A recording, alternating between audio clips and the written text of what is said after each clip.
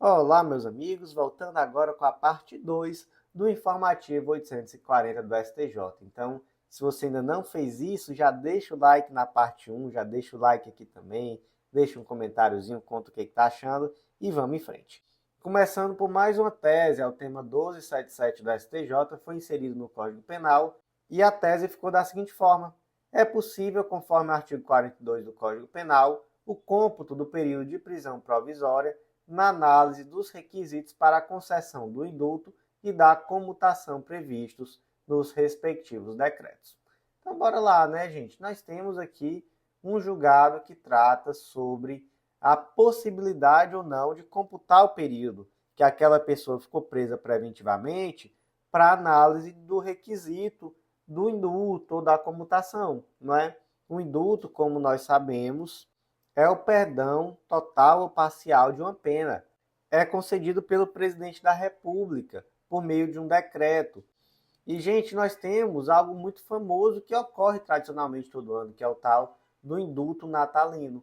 E aí esse indulto traz requisitos e todas aquelas pessoas que preenchem os requisitos do indulto são perdoadas, não é? E aí pode ser um perdão parcial ou total. E quando for parcial, recebe esse apelido aí de comutação, não é? Seria basicamente a comutação, que pode ser, por exemplo, uma substituição da pena mais severa por outra que é menos grave, né? Perdão parcial, enfim, beleza. Imagina que veio o decreto de indulto natalino e ele disse assim, ó: vai ser perdoado aquela pessoa que preenche tais requisitos, doença grave, enfim, traz lá um monte de requisito e cumpre pena, não é, há mais de 5 anos. Aí chega o Zezinho e diz, opa, estou aqui cumprindo pena há mais de 5 anos e preenche os outros requisitos. Só que acontece que ele só foi condenado, efetivamente, está cumprindo pena de forma definitiva, há 4 anos. Mas ele passou 1 ano e meio como preso provisório. Ele tinha uma prisão preventiva. E aí, ele vai poder somar o tempo que ele estava na prisão preventiva para fins de alcançar os requisitos que estão no decreto de indulto? Gente, sim, com certeza absoluta, tá? Ele vai sim. E nem faria sentido ser diferente, né, gente? Ele está preso. Qual a diferença para efeito prático, né, da pessoa estar preso provisoriamente ou estar preso com trânsito em julgado? Está preso do mesmo jeito. E lembrando, não é, que nós temos um instituto, que está lá no artigo 42 do Código Penal, que é o Instituto da Detração, que diz basicamente que a pena que foi cumprida provisoriamente, seja no Brasil ou no estrangeiro, ela vai ser abatida do tempo de prisão decorrente da sentença, né?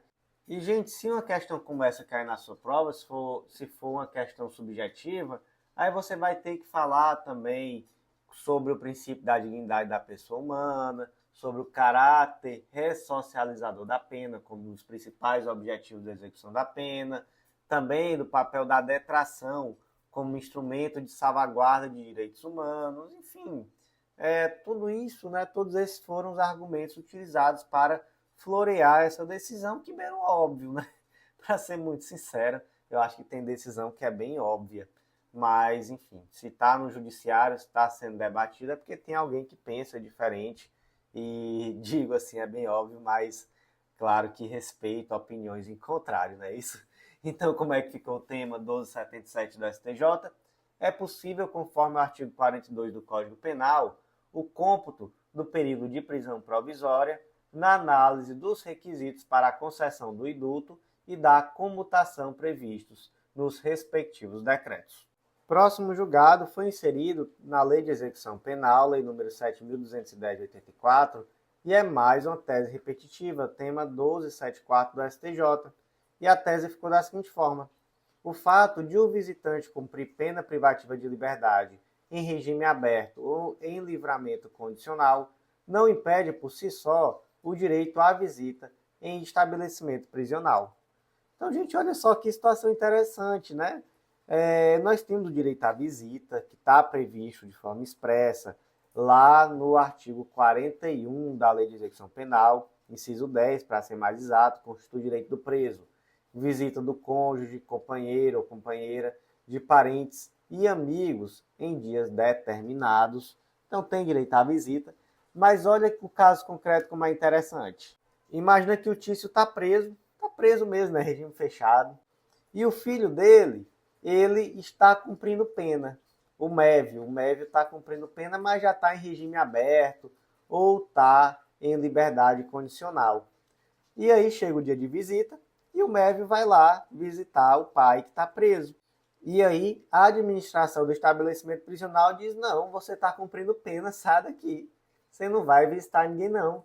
Você está em regime aberto, então você está em livramento condicional. O que você quer vindo aqui visitar outro preso? Está com saudade? Quer voltar para cá? E aí impede esse direito de visita. Gente, isso faz sentido? Não, né? Claro que isso não faz sentido. Não existe esse requisito na lei de dizer a pessoa que está cumprindo pena em regime aberto ou que está em liberdade condicional não tem direito a visitar outra pessoa que está presa no estabelecimento prisional. Não existe isso na lei, não é? Então, de fato, pode sim, né? Pode sim exercer esse direito de visita. E se isso cai na sua prova, você vai fundamentar não só na Lei de Execução Penal, que é o artigo 41, inciso 10, como também nas regras de Mandela, que são as regras mínimas das Nações Unidas para o tratamento de reclusos, tá? Você também vai falar que a pessoa que já está em regime aberto ou em livramento condicional, ela está cumprindo pena já em um regime final, que é um momento da pena em que se busca privilegiar ao máximo possível o senso de responsabilidade dessa pessoa, né? Uma fase avançada com ênfase na autodisciplina e na autorresponsabilidade do condenado, beleza? Então, de fato, ele pode visitar sim, tá? Como é que ficou o tema? 1274 do STJ. O fato de o visitante cumprir pena privativa de liberdade em regime aberto ou em livramento condicional, não impede por si só o direito à visita em estabelecimento prisional. Próximo julgado de hoje foi inserido na Lei 8.009 de 90, Lei da Impenhorabilidade do Bem de Família. É um julgado, tá? Estamos começando agora os julgados da segunda sessão do STJ. E o destaque aqui do julgamento ficou da seguinte forma: é possível reconhecimento da manutenção da proteção do bem de família que, apesar de ter sido doado em fraude à execução aos seus filhos, ainda é utilizado pela família como moradia. Gente, olha só que caso concreto interessante, né? Mas primeiro vamos conversar aqui sobre bem de família. A Lei 8.009 de 90 trata sobre esse tal desse bem de família, que é aquele imóvel residencial que é utilizado para a moradia da família. E aí, lembrando, existe bem de família até de pessoa única. Eu sou solteiro, eu moro sozinho e eu tenho aqui a minha casa, nela que eu moro, é meu único imóvel residencial. Esse é meu bem de família. Qual o efeito prático do bem de família? É que esse imóvel é impenhorável. Ele não vai responder por qualquer dívida civil, comercial, fiscal, previdenciária ou de outra natureza que tenha sido contraída tanto pelos cônjuges, ou pais, ou filhos, que sejam proprietários e nele residam, beleza? Beleza. Aí imagina agora uma situação assim, imagina que o João Silva, ele é um pequeno empresário, ele está passando por dificuldades financeiras, e aí tem uma série de execuções contra ele. E ele tem um imóvel onde ele mora, e ele, escabriado, né, ali preocupado, ele pensa, rapaz, qualquer hora alguém vai penhorar esse imóvel que eu moro aqui com minha família, isso não vai dar certo, não. Aí você diz, professor, mas não é bem de família? É bem de família, é mais escabriado, né? Preocupado, escabriado é um termo muito bom. Eu aprendi no Pará e eu trouxe para a minha vida esse termo. Não sei se no seu estado também utilizam o termo escabriado, mas lá no estado do Ceará eu nunca tinha ouvido, não. Mas realmente eu gostei muito. Ele era que é uma pessoa escabriada, é aquela pessoa que é desconfiada, né? E aí ele pensa, dá certo não, o que eu vou fazer? Eu vou passar esse imóvel aqui para o nome de alguém. E ele passa o imóvel para o nome do filho dele, que também mora na casa. Ele fez isso, gente, então, como uma forma de fraudar os credores dele, não foi? Foi uma fraude contra credores. Ele passou o imóvel dele de graça para o nome do filho. Mas fez diferença? Nenhuma. O filho também mora na casa. Era bem de família, continuou sendo bem de família. E, gente, beleza, nós reconhecemos aqui que houve uma fraude contra credores. Qual o efeito desse reconhecimento?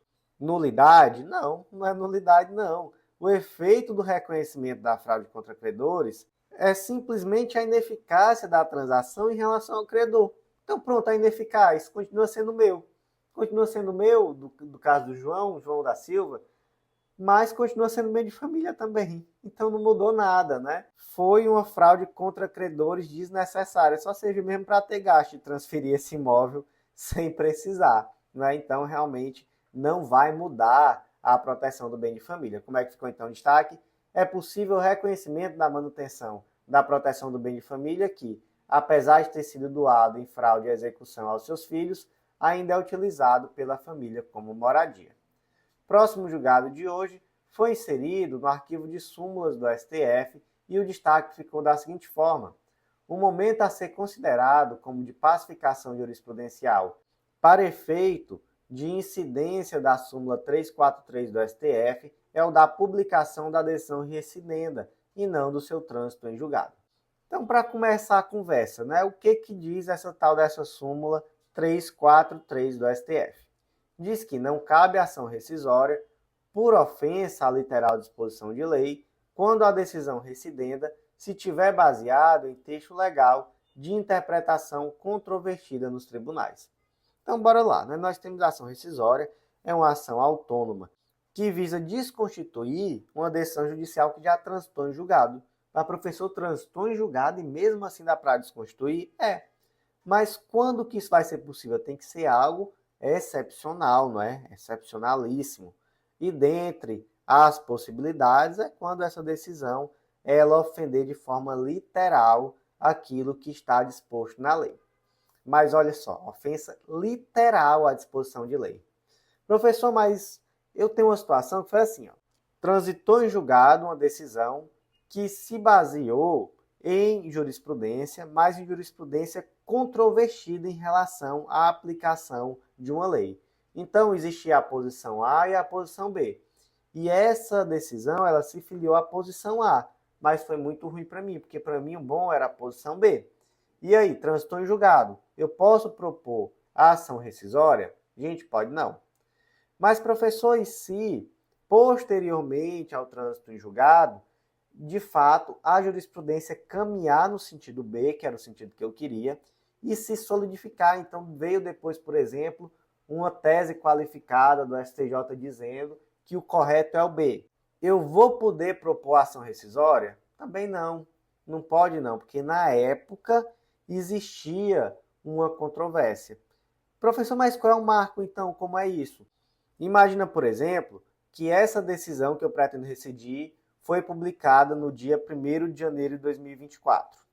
Acontece que no dia 5 de janeiro de 2024 veio uma tese que foi fixada, uma tese qualificada pela STJ, na posição B. Então se solidificou a jurisprudência na posição B. Quando foi, alguns dias depois, 10, 15 dias depois, ou um mês depois, transitou em julgado a decisão. Ou seja, a jurisprudência se solidificou no sentido diverso ao que foi julgado, quando entre a publicação da decisão que foi proferida e o trânsito em julgado. Eu posso propor uma ação rescisória nesse caso? Pode não. Não pode. Professor, e se essa decisão que consolidou jurisprudência em sentido diverso for anterior à publicação da decisão recidenda? Aí pode, tá? Então esse é o marco. É a publicação da decisão. Então, no dia que essa decisão foi publicada, ainda existia divergência nos tribunais? Existia. Então, realmente não há o que se fazer. Não vai caber uma ação rescisória, porque na data da decisão não existia essa ofensa à literal disposição de lei. Até porque existia divergência sobre o que previa essa lei, né? Então, não dá para dizer que foi uma ofensa à literal disposição de lei. Diferente seria se a jurisprudência já estivesse solidificada, por tese qualificada, por exemplo, antes, né? Antes da publicação da decisão que se pretende rescindir, beleza? Então, como ficou aqui esse destaque? O momento a ser considerado como de pacificação jurisprudencial para efeito da incidência da súmula 343 do STF é o da publicação da decisão recidenda, não do seu trânsito em julgado. Começamos agora os julgados da quarta turma do STJ. O primeiro foi inserido na Lei 11.101 de 2005, Lei de Falências, e o destaque ficou da seguinte forma: os créditos decorrentes da emissão de letras de crédito imobiliário, LCIs, devem ser classificados na classe de créditos quirografários. Então, o primeiro ponto, né, o que é esse negócio, o que é essa tal dessa letra de crédito imobiliário?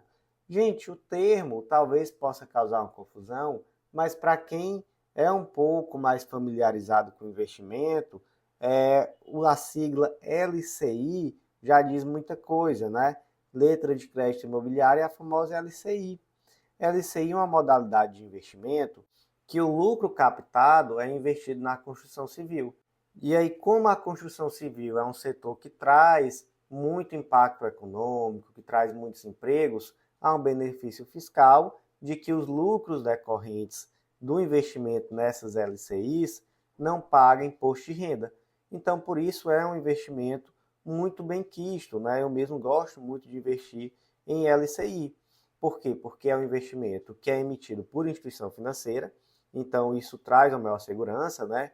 Porque, por exemplo, nós temos as debêntures que são emitidas pelas empresas, que também podem ser incentivadas, né? Se for empresa da construção civil, você não vai pagar imposto de renda. Temos as CRIs, não é, os CRIs, que são emitidas por securizadoras, que também é a mesma coisa, não vai pagar imposto de renda. E temos as LCIs, que são de emissão bancária. E aí, por ser de emissão bancária, você tem uma segurança muito maior, não é? E, por ser de emissão bancária também, há uma proteção do fundo garantidor de crédito. Então, por conta disso, se esse banco que emitiu quebrar, você recebe de volta esse valor até um limite, que hoje é R$250 mil por aplicação. Então, não é um tipo de investimento muito bom mesmo, tá? Aí vem a questão, imagina que uma instituição financeira emitiu um LCI, você foi lá e adquiriu essa LCI, né, colocou lá no investimento, só que a instituição financeira quebrou. Aí você imagina, né, que o valor que você tinha ali passa daquilo que o fundo garantidor de crédito vai te ressarcir e por conta disso você precisou se habilitar na falência para receber esse valor que é devido. E aí, gente, na falência existe uma ordem de pagamento que é de acordo com a classificação do crédito. Está lá no artigo 83. E aí vem a pergunta: como é que a gente vai classificar esse crédito? Ele é um crédito com garantia real, que é o segundo a ser recebido, segundo o artigo 83, ou é um crédito quirografário, que vai estar lá embaixo na ordem de recebimento. Mas, professor, por que seria um crédito com garantia real? Gente, é porque a lei número 10931 de 2004, que trata sobre a emissão dessas LCIs, ela traz que a LCI tem que ser garantida por hipoteca ou por alienação fiduciária de coisa imóvel. E aí nós temos uma garantia real nesse sentido. Ah, professor, então vai entrar como garantia real, não é? Não, gente, porque veja só. Vamos entender de novo aqui como é que funciona. Vocês lembram que eu falei que uma empresa pode emitir uma debênture? Pode, né? Ela mesma emite. Uma empresa pode procurar uma securizadora e aí essa securizadora pode emitir um CRI? Da mesma forma, a empresa pode procurar uma instituição financeira e essa instituição financeira que vai emitir a LCI. Por que ela faria isso? Porque você, enquanto investidor, se sente mais confiante de dar seu dinheiro direto para a empresa, e a responsável é só a empresa, por meio de um debênture, e você se sente mais confiante de adquirir um investimento junto à instituição financeira, um LCI, que, por exemplo, o Banco do Brasil emite, o Banco Bradesco, o Banco Inter. Gente, eu acho que nós nos sentimos mais confiantes na LCI, até por isso a taxa é menor. O prêmio de risco é menor, não é isso? Então, nesse caso, gente, quem emite é a instituição financeira. E essa garantia real é prestada pela empresa à instituição financeira, não da empresa ao investidor final. Tá? Então, a relação aí é com a instituição financeira. E existe uma outra relação da instituição financeira com o investidor final, né? Não há uma relação direta entre a empresa que eventualmente vai receber esse valor do investimento e o investidor final. Portanto, na relação do investidor com a instituição financeira, ele é um credor quirografário. Agora, se a empresa que vai receber esse valor, ela vem a quebrar a instituição financeira, sim, ela vai ter um crédito com garantia real em detrimento dessa empresa, entendeu? Espero que sim. Né? Então, como é que ficou aqui o destaque? Os créditos decorrentes da emissão de LCI, letras de crédito imobiliário, devem ser classificados na classe de créditos quirografários. Seguindo em frente, gente, agora vamos para os julgados da quinta turma do STJ, e o primeiro foi inserido no Estatuto da Criança e do Adolescente, e destaque da seguinte forma: a tipificação de condutas de pornografia infantil deve considerar a finalidade sexual evidente das imagens, abrangendo obscenidades e indecências. Então aqui o caso, gente, foi do crime lá do artigo 240 do ECA. Produzir, reproduzir, dirigir, fotografar, filmar ou registrar, por qualquer meio, cena de sexo explícito ou pornografia envolvendo criança ou adolescente. E aí, a discussão é o que é cena de sexo explícito ou pornografia. E aí o artigo 241 traz um conceito, né? Para o efeito dos crimes previstos nessa lei, a expressão cena de sexo explícito ou pornografia compreende qualquer situação que envolva criança ou adolescente em atividade sexual explícita, real ou simulada, ou exibição de órgãos genitais de criança ou adolescente para fins primordialmente sexuais. Então, esse finalzinho aqui, né, que vai importar para a gente nesse caso concreto, exibição de órgão genital de criança ou adolescente para fins primordialmente sexuais. E aí o caso concreto, gente, foi um caso horrendo, né? O indivíduo, ele instalou uma câmera escondida no banheiro que uma criança, que era um menino de 9 anos, usava. E aí filmava o que essa criança fazia. Não era a casa dele, então ele foi na casa de um terceiro e instalou essa câmera escondida. E aí ele registrou imagens dessa criança, que no caso concreto era usando o sanitário. Depois se descobriu e ele foi denunciado pelo crime do artigo 240 e se defendeu dizendo: mas aí não é uma cena de sexo explícito nem de pornografia. E o que o STJ decidiu? Que é sim, tá? É uma cena de sexo explícito ou pornografia, exatamente pelo que diz o artigo 241 Por quê? Porque há uma exibição de órgão genital de criança ou adolescente para fins primordialmente sexuais. Por mais que a criança não estivesse em uma ação sexual, estivesse só usando o sanitário, enfim, tomando banho, o que quer que seja, mas a finalidade da pessoa que filmou era essa, não é? Era um pedófilo que tinha o interesse de observar essa criança desnuda. Então, de fato, ele cometeu sim o crime. Então, o que importa é a intenção. A intenção dele era uma intenção sexual, tá? Então, como é que ficou o destaque? A tipificação de condutas de pornografia infantil deve considerar a finalidade sexual evidente das imagens, abrangendo obscenidades e indecências. E só para não passar em branco aquele convite, acesse legislaçãointegrada.com.br, vem fazer parte do Clube da Lei, vai ser um baita diferencial para os teus estudos, ter acesso a esse material que por um valor de uma única assinatura, você acessa todos os planos de leitura de todas as carreiras, inclusive planos pós-edital, e te possibilita um estudo completo de lei seca e jurisprudência. Também vem conhecer a Editora Integrada, vem publicar com a gente, você vai ver que é mais fácil do que você imagina e que é super acessível. E seguindo para os julgados da sexta turma, o último julgado de hoje foi inserido na Lei do Processo Judicial Eletrônico e o destaque ficou da seguinte forma: não é possível o reconhecimento do recurso na hipótese em que o advogado titular do certificado digital utilizado para assinar a transmissão eletrônica da petição não possui procuração nos autos, pois o recurso é considerado inexistente. Qual foi o caso concreto? O advogado teve um problema técnico no computador dele e não pôde protocolar um recurso no último dia do prazo. E aí ele ligou para um amigo advogado e disse: fulano, me ajuda aqui, protocola essa petição para mim, é um recurso, está no último dia do prazo. Só que esse outro advogado, amigo dele, não tinha procuração nos autos. E aí, o que ele fez? Ele foi lá e protocolou mesmo, sem petição dos autos. Gente, esse recurso pode ser conhecido? Não pode, né? É um recurso inexistente, um recurso protocolado por pessoa sem procuração nos autos. Professor, e em uma situação como essa, o que eu faço, pelo amor de Deus, para não perder esse prazo? Gente, aí você tem algumas opções, tá? Você pode, por exemplo, colocar um subestabelecimento com reserva de poderes, que é o certo, né, na verdade.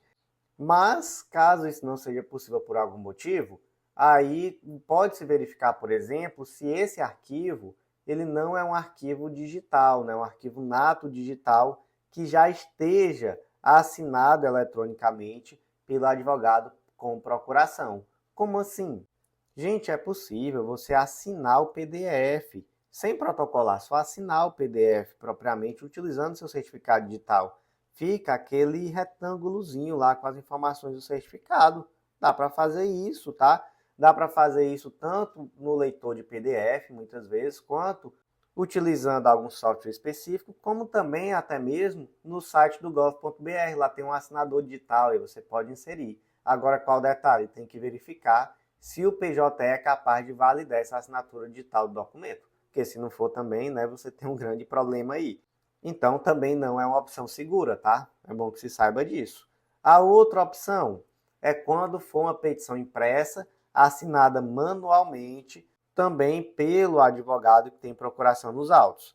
E aí, nesse caso concreto, também existe decisão do STJ, inclusive que era da quarta turma, afirmando essa possibilidade, tá? Mas, gente, no caso concreto não tinha nada disso. Então, o recurso foi, de fato, considerado inexistente. Então, gente, como é que ficou aqui o destaque? Não é possível conhecimento do recurso na hipótese em que o advogado titular do certificado digital utilizado para assinar a transmissão eletrônica da petição não possui procuração nos autos, pois o recurso é considerado inexistente. E, meus amigos, por hoje foi isso. Eu agradeço muito, muito mesmo a você que ouviu até o final.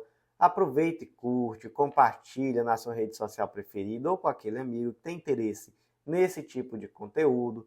E deixa aquela avaliação com 5 estrelas no Spotify, ajuda muito, muito mesmo. Tudo que você faz para trazer engajamento, mostra para a plataforma que esse conteúdo é relevante e ele vai ser muito mais distribuído. Então, eu vou ficar muito grato caso você possa nos ajudar nesse processo. Então, meus amigos, por hoje foi isso. Eu agradeço muito a você que ouviu até o final e até a próxima.